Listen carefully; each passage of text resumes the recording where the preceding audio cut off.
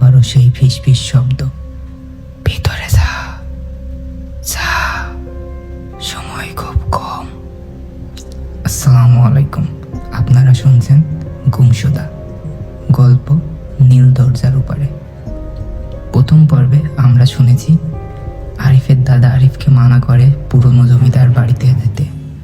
নীল দরজার উপরে সত্য জানার সাহস না থাকলে যেতে তাকে মানা করে, কিন্তু তারপরও আরিফ চলে আসে সেই জমিদার বাড়িতে। এসে সে জমিদার বাড়ির ভিতরে ঢোকে এবং সে অনুভব করে তার কাঁধে কেউ হাত দিছিল। আজ আমরা শুনব নীল দরজার ওপারে গল্পের দ্বিতীয় পর্ব।